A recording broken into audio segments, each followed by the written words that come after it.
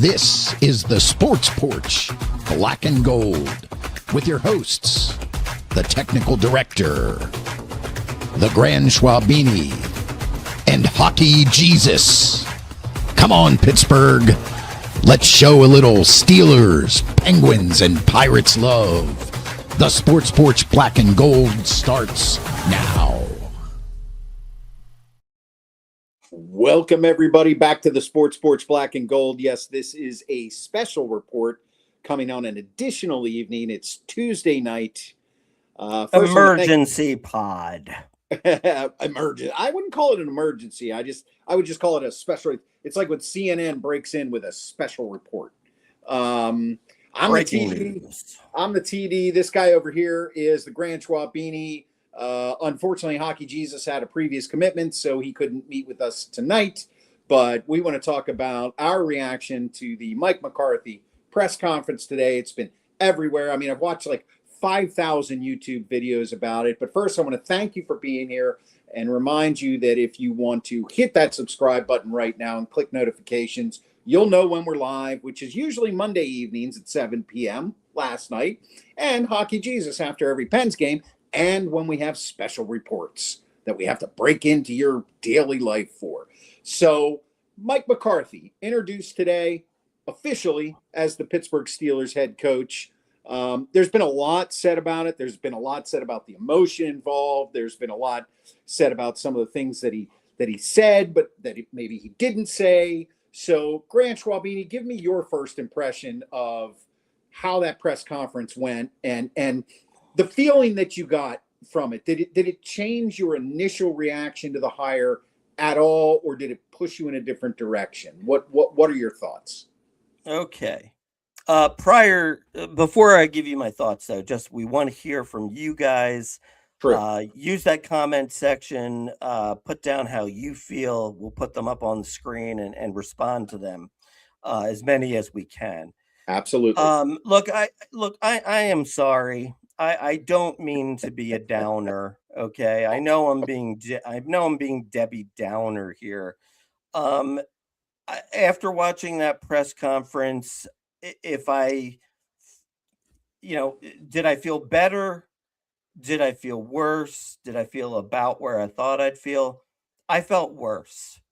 Yeah, it was just the emotion of it. And look, I'm all about feelings. I'm all about caring, compassion. Right.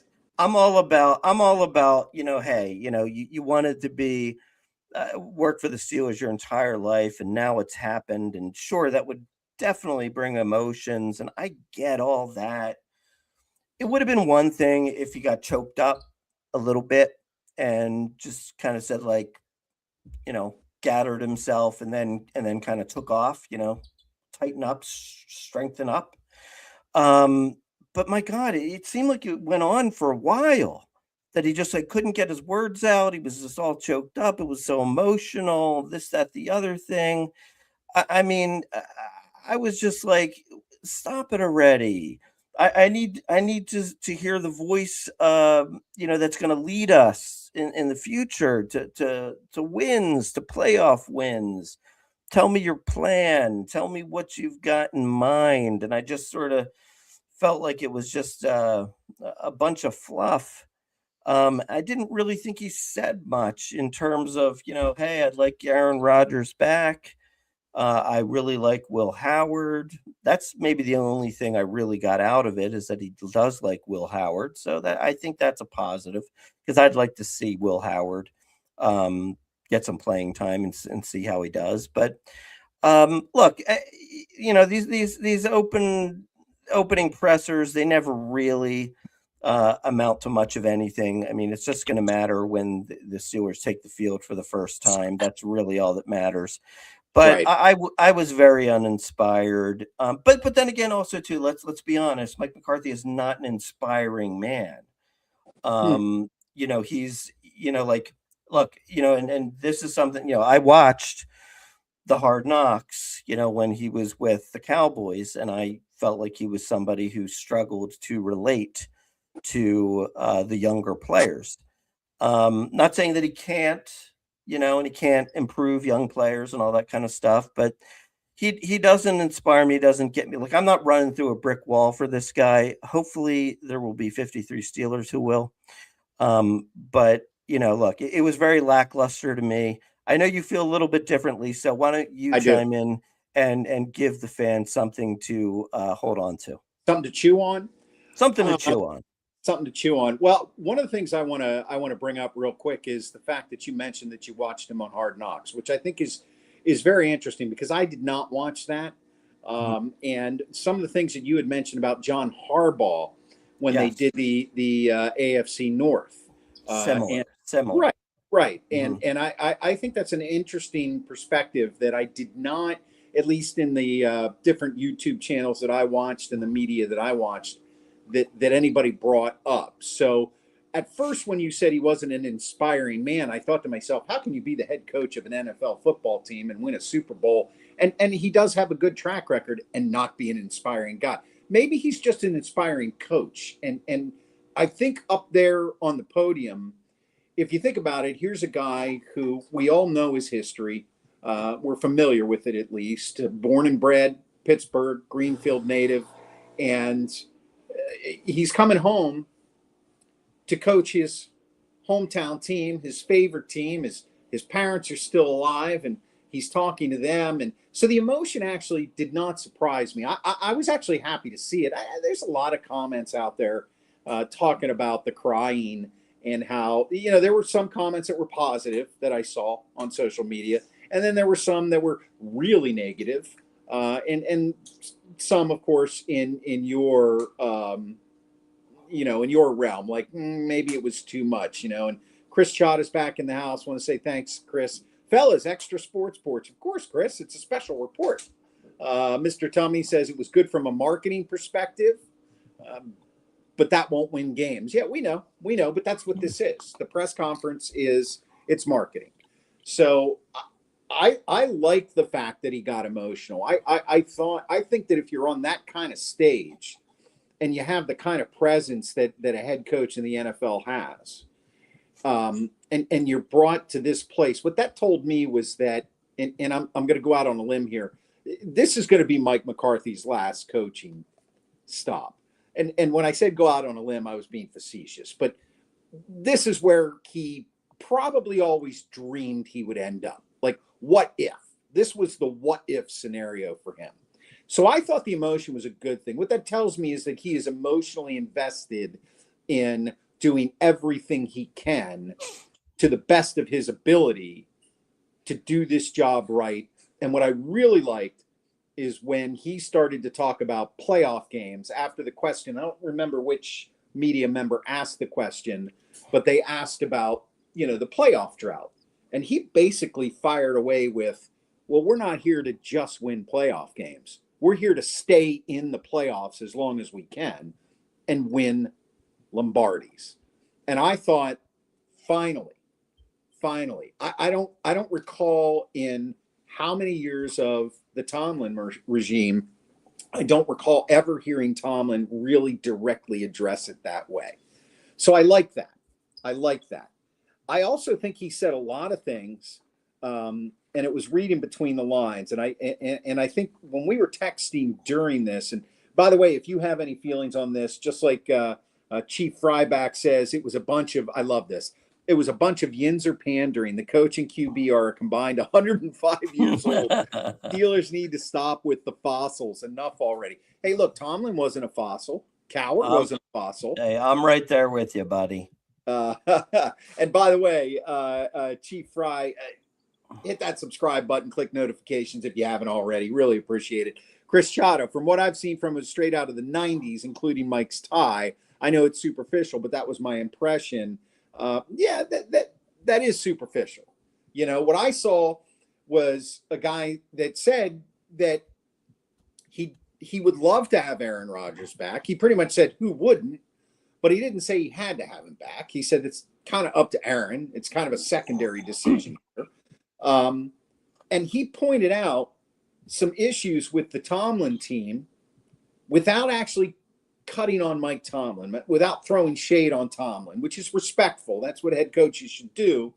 And what I said is, he pointed out that in the fourth quarter, you got to finish the game. That's basically what he was saying. In the previous playoff losses, which were utterly disgusting, he was basically saying, like, even if they were getting blown out, but, you remember in the last loss, they went into the fourth quarter. It was a close game. You got to finish the game. And that's something that I have not seen Tomlin teams really do. I mean, yes, Kenny Pickett had some fourth quarter comebacks and, you had this here and there.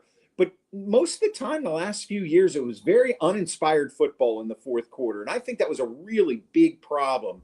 And if McCarthy can focus on that and teach these guys how to finish games, that's awesome. And along with that, he highlighted you got to have a run game. You got to have a run game. And we've been saying that for years. Tomlin's been saying it too. But I think McCarthy, being offensive-minded, is going to be a little bit more creative with that run game. He also talked about the receivers. He said the receivers have to be able to work together. And that's a really good point. And Tomlin being a defensive-minded coach and the poor offensive coordinators we've had. And look, let's face it, Arthur Smith was not a good offensive coordinator either. I'm sorry. Good luck at Ohio State. Like we said, if you want to go back to last night's show, Steve and you both said he's going to win a national championship because Ohio State is professionals playing against boys. But receivers have to work together. And I haven't seen that either. And they have to be able to play multiple positions. So he's already kind of hinted that he's going to use that run game to set up the pass, and that he's going to have multiple formations where it's not always going to be a guy like DK on the outside. It's not always going to be a guy like Austin in the slot. You're going to have receivers that can play all of the positions on the field. And the interesting thing, and I want to bring this up because the guy, Lunda, that they're supposedly interviewing, that is the tight ends coach in Dallas that McCarthy hired, is now being interviewed to be the offensive coordinator here. I wonder if you really think about that. We have a lot of tight ends in that tight end room. We've got a really good one in Pat Freiermuth, who hasn't been utilized properly the last couple years. We've got a really interesting and unique one in Mount Washington, who needs to be utilized correctly. And then, of course, you have Jonnu Smith, who, to me, I don't necessarily blame Jonnu Smith for the shitty year he had. I blame the offensive scheme right now. So I liked what I heard from Mike Tomlin. I don't think that our expectations for this press conference should have been sky high, to use a Grand Schwabini, pump the brakes. Well, let me look. I respect your positivity, but nothing that I've heard here is anything groundbreaking to me. We've got to finish games in the fourth quarter. Oh, really? Well, you mean teams that don't finish the games in the fourth quarter win the Super Bowl? Let me interrupt you there. No, that's not groundbreaking, but it's definitely something that Tomlin's teams had trouble with. And I'll give you that. It seems elementary, but what that tells me is that McCarthy is looking at this and saying, man, this team had a problem. It could not finish games in the fourth quarter. It didn't play 4 quarters. We got to fix that first. We got to fix that first. So go ahead. And I guess this is where I sort of sit with this. It's kind of like it's hard for me to get behind your vision when I think your vision is wrong. Yeah, are you talking about McCarthy's vision? Yeah, I'm talking about McCarthy. Not that the vision itself is wrong, but the vision should be we tear down and build up. It shouldn't be bring me in a 43-year-old quarterback. We just need to tighten certain things up and we'll advance in the playoffs. No, the team's not that good. They're really not that good. They were in a horrible division this year. Horrible. Very true.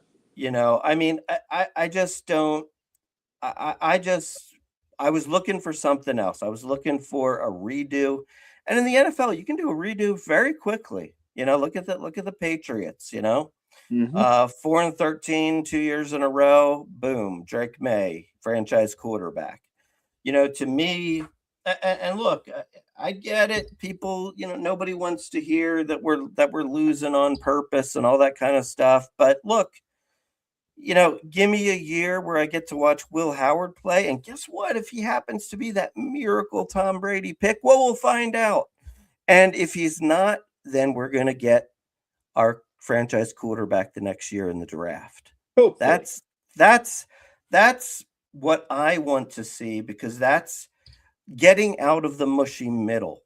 I think we continue to be in the mushy middle with McCarthy, because look, he's a competent coach. I would even go as far as to say he's a good coach.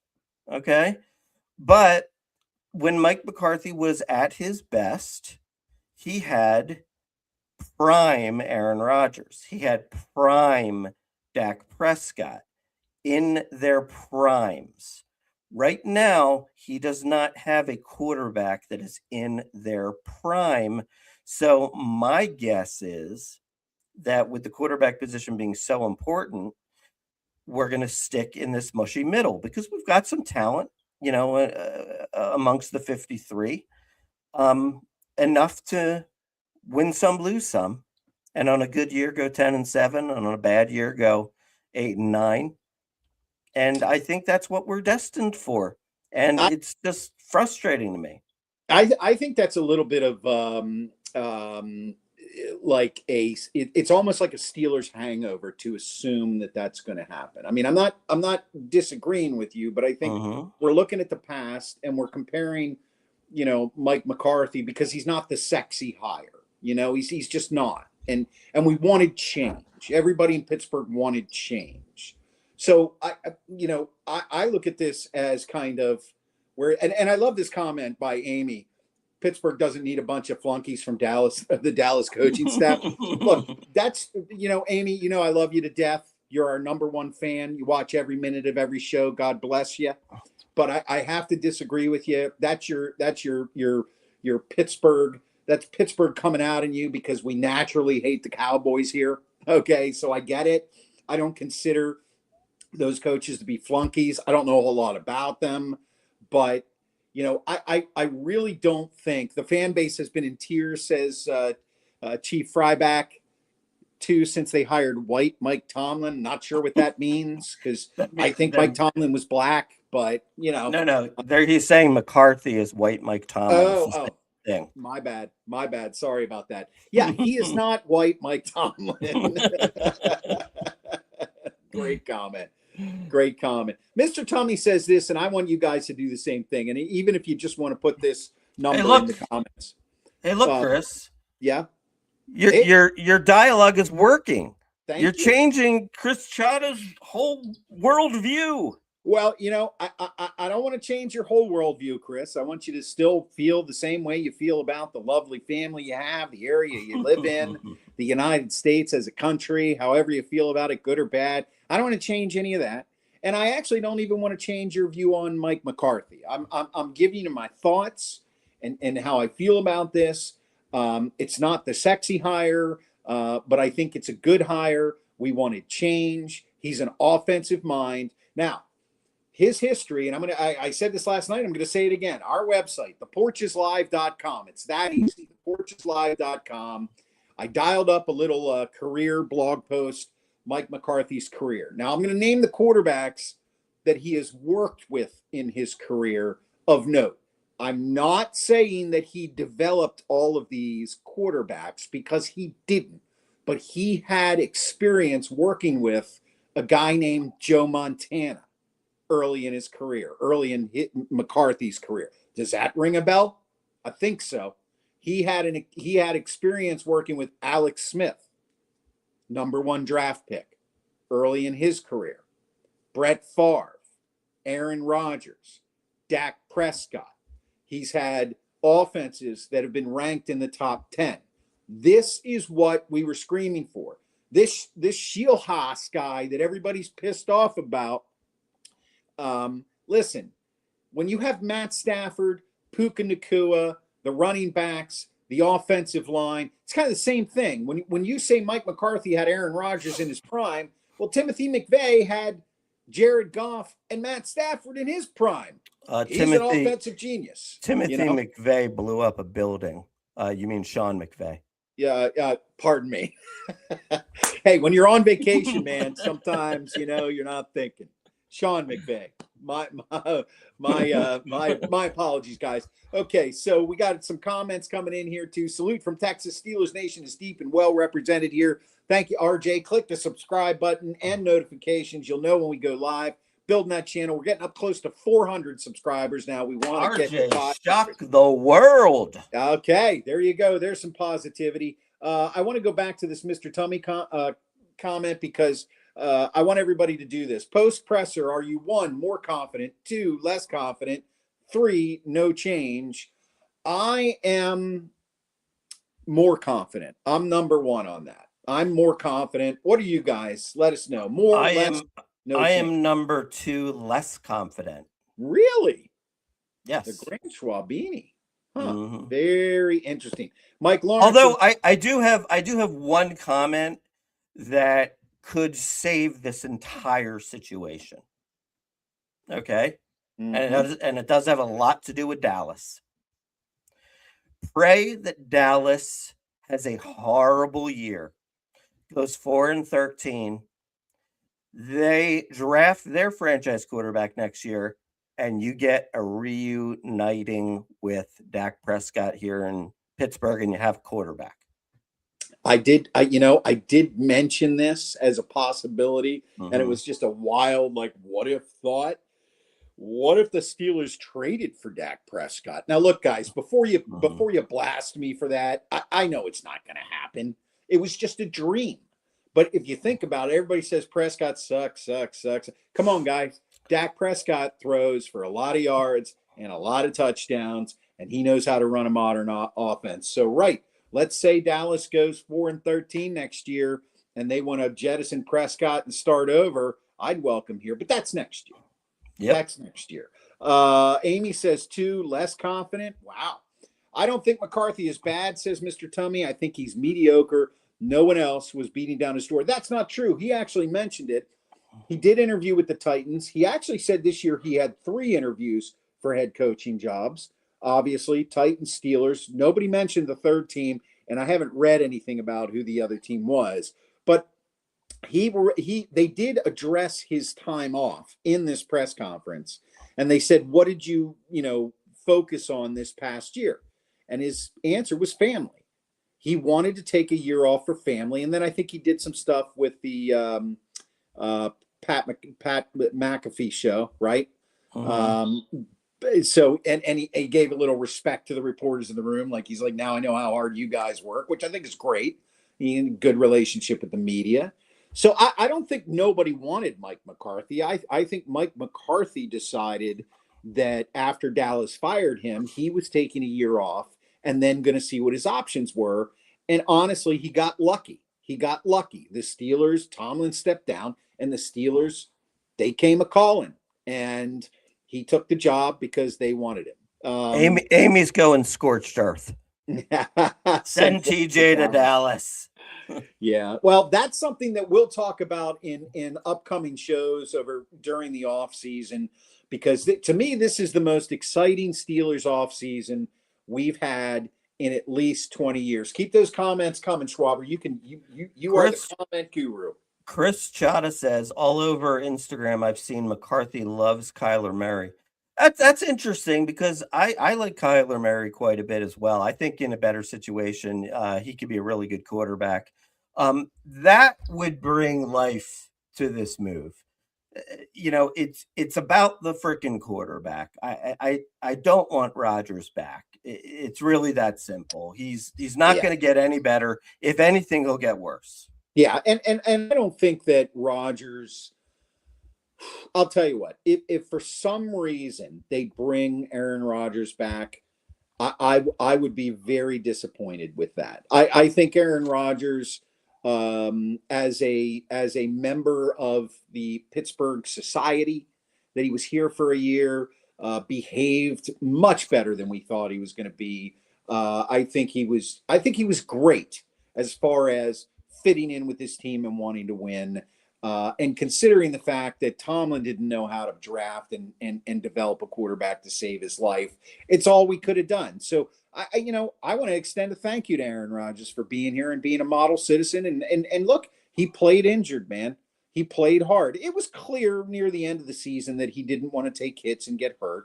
And I actually think that Aaron Rodgers is going to retire. I look at it and say, if this were 4 years ago, absolutely, Rodgers would end up being back with the Steelers. But I think Aaron Rodgers is done. He's 5'8", falls asleep in meetings, and plays video games all day. Those are the rumors about Kyler Murray. This is the most exciting Steelers offseason we've had in 20 years because we have a new coach coming in, we got a new staff coming in, and we got a draft coming up in town. So what is there not to be excited about for this season? And guys, look, bringing Mike McCarthy, it doesn't guarantee that we're going to have a 9-8 season again or a 10-7 season. Shit, we might have a 4-13 season. Okay, nobody knows how this is going to play out.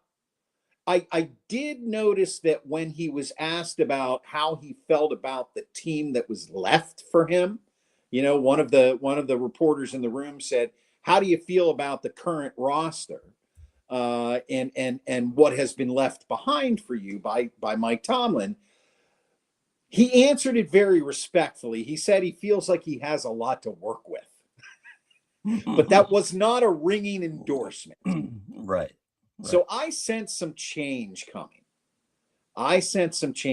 He talked about the running game being very, very important.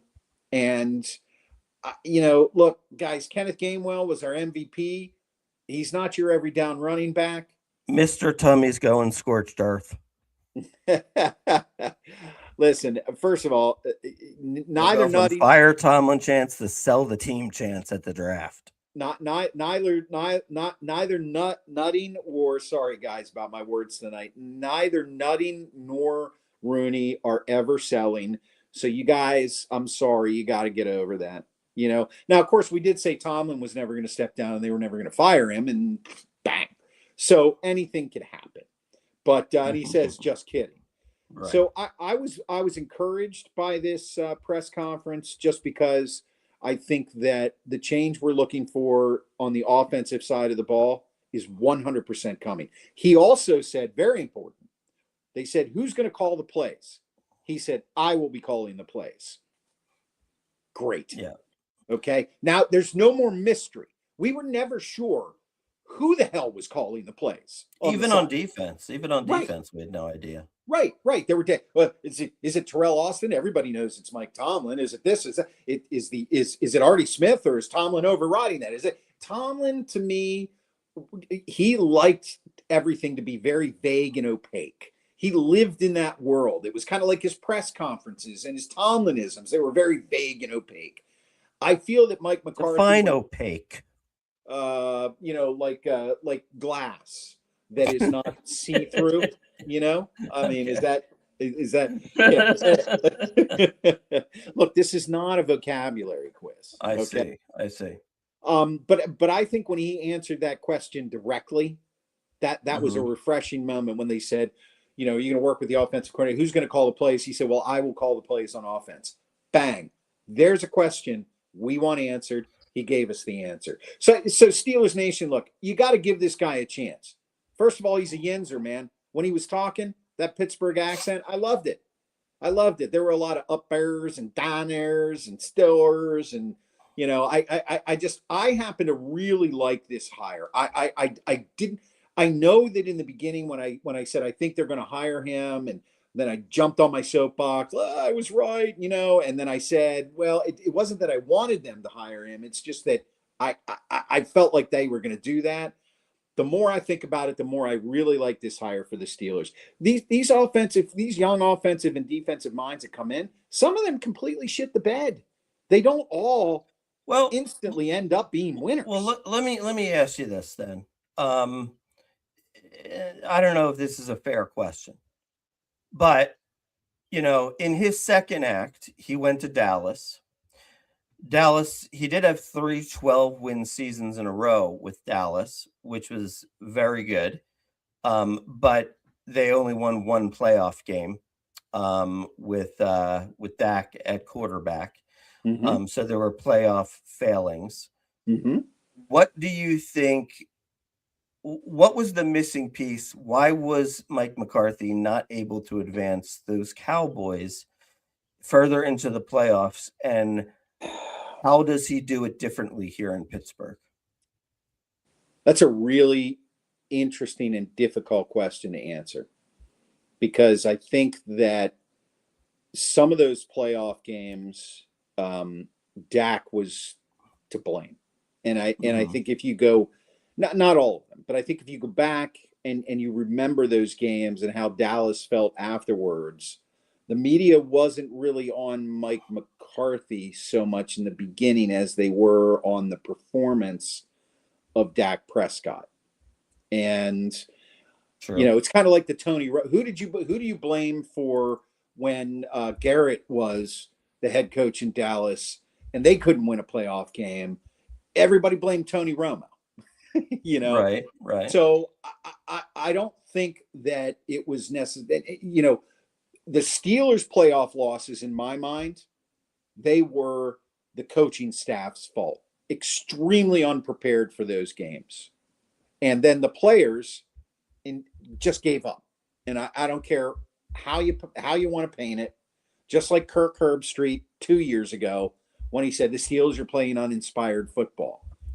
All right, well, how can you say that a coach like Mike Tomlin is a leader of men who inspires people when in every playoff game they've been in the last 10 years, the team rolls over and dies? I don't feel like those Dallas teams rolled over and died. I feel like there were mishaps and things that were outside of McCarthy's control. Was his game plan perfect? No, but I don't blame him for those losses. I think now here he's got a much steeper hill to climb, because we have to keep coming back to the fact that right now he does not have a serviceable NFL quarterback. And look, folks, Will Howard, I love this. All over the Pittsburgh media, all over these other YouTube places, Will Howard is, he got better. And I know McCarthy said Howard is great. Look, what are you going to do? Him and Mason Rudolph are the only 2 real quarterbacks on your roster right now. What are you going to do in your first press conference? Say he's got a lot of developing to do and kind of bang on him right away and make him feel bad? No, you're going to talk him up. So we don't really know what Mike McCarthy thinks about where Will Howard is in his development. So if you're sitting out there saying Will Howard is the guy, just jump off of that. We've never seen him take an NFL snap. Yeah, he got injured, and maybe he would have gotten on the field this past year instead of Rudolph when Rodgers went down if he was better. But we're not going to know. We're not going to know. And I have a feeling the Steelers are going to be making some moves at quarterback anyway. And I have a feeling Mike McCarthy is going to be a big part of that. I just hope it's not Aaron Rodgers. I do. I hope it's not Aaron Rodgers. But, he's got a much steeper hill to climb here with the Steelers. And that's figuring out who the quarterback is going to be. And if for some reason it does end up that it's Will Howard, I'm not saying don't give the guy a chance. I'm not saying that he can't be good. He won a national championship with a great Ohio State team, and they prepare a lot of players for the NFL, mostly receivers, but they do. But we just don't know. And if he ends up being the starter this year, I don't see us having a very good year. I just don't. But that we're so far away from that right now that I think what we have to do as a fan base is we got to get behind this hire. Look, Pittsburgh is a Pittsburgh. It's a traditional town. And we got a Pittsburgh guy who loves the Steelers. I mean, shit, when he beat the Steelers in the Super Bowl in 2010, there were sheets hung outside of Greenfield Homes that said, "Congratulations, Mike." Even though he beat the hometown team, we still we felt good for him. He's home. let's give the guy a chance. Give the guy a chance and don't read too much into this presser, other than the other points that I brought up about, the running game, the passing game, that kind of stuff. But as far as the player roster goes, man, he's got to get his coaching team, his coaching staff together first before he can make any decisions about that. And I know they're working on that. I don't know a whole lot about this Linda guy, but I actually kind of like it because he's a tight ends coach, and he also worked with a top 10 offense. And if McCarthy thinks he's good for the job, hopefully they'll hire some other guys. But just because Shieldhouse had a lot of shiny toys. I don't like the Kyler Murray thing. I really hope that's not true. I don't think Kyler Murray would be a good fit here in Pittsburgh, even if he wanted to come to Pittsburgh. But yeah, and Chief Ryback says exactly what my thoughts are here. Thanks for the comment. Can we see the guy play at least before we bury Howard? Dude was nails for the Buckeyes. I'm with you 100%. I'm not saying he's not the answer, and I'm not saying he is the answer. I'm just saying, pump the brakes, okay? Let's let the guy play. Let's see if we get through this season and they don't draft a quarterback and they don't sign a quarterback, well, that's telling you right there that they think they have their quarterback in the room. So let's see what happens. And if he's the guy, he's the guy. But there's no way we can know that right now. No way we can know that right now. Let's say, yeah, Mr. Tummy says, yeah, looking forward to preseason, see what Howard can do. I have a feeling if they bring Tua in, I will officially stop being a Steelers fan. Mr. Tummy is correct. We are not behind the curtain. All we can do is speculate. That's absolutely true. Mike Lawrence in the house with us on Facebook.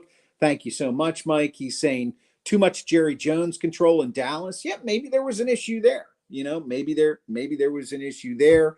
But how do you guys think? Keep commenting below. This is our special report on the Mike Tomlin presser. Go ahead, buddy. My one thing I would say, this whole Yinzer, good old boy, Pittsburgh guy, Iron Cities, all this kind of stuff. Philadelphia guy here. Go ahead. I don't know what you're talking about. Well, go ahead. Finish. I don't think any of that crap matters, man. I don't think it matters. Well, it shouldn't matter. Give me the best guy to coach the team. I don't care if he's from Alaska. I don't care if he's from Yugoslavia, or if he's from Ghana.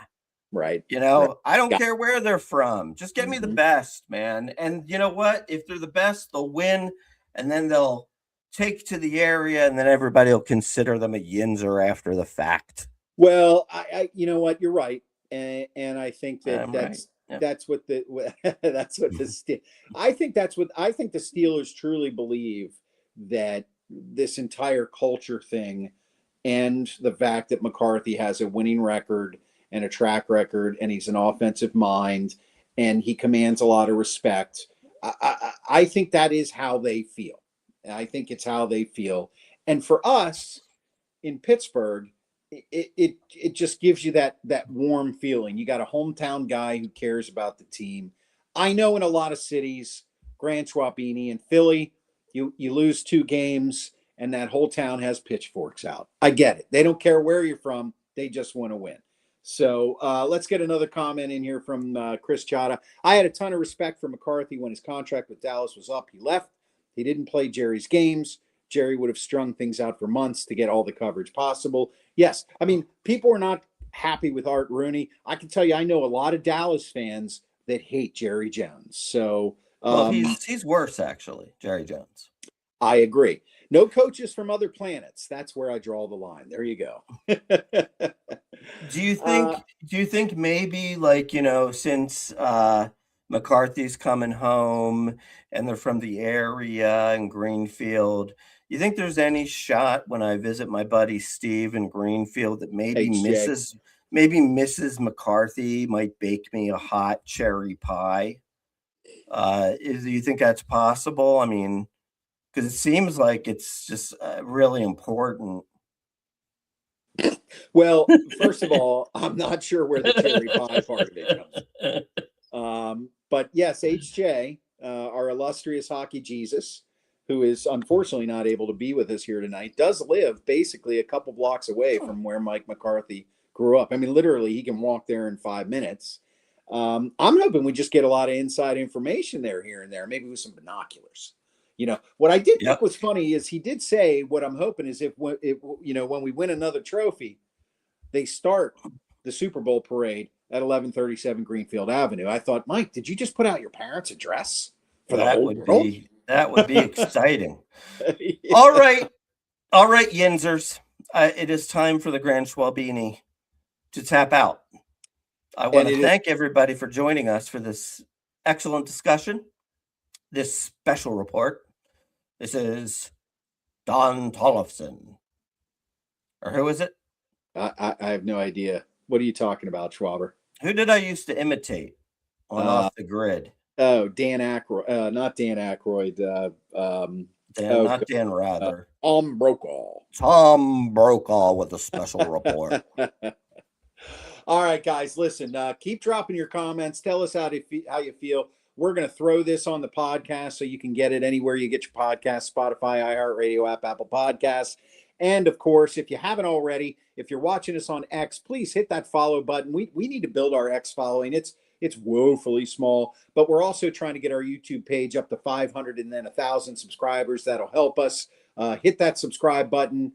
Press notifications. You'll know when we're live, which is every Monday night at 7 p.m. Eastern time, when we have breaking news like this, and Hockey Jesus preaches on the podcast after every single Penguins game. Guys, exciting off season coming up. We're going to have a lot of things to talk about. There's going to be a lot of things going on for the draft. We're so happy and grateful that you've been following us and having this conversation with us, and we love it. So keep it going. Look out for our shorts and our reels and our TikTok stuff, and we will see you on Monday night next week. How about it, Grand Schwalbini? That's good. All right, everybody. For the Grand Schwalbini, I am your technical director. This is the Sports Porch Black and Gold, and I am out. And it does rock. We'll see you guys.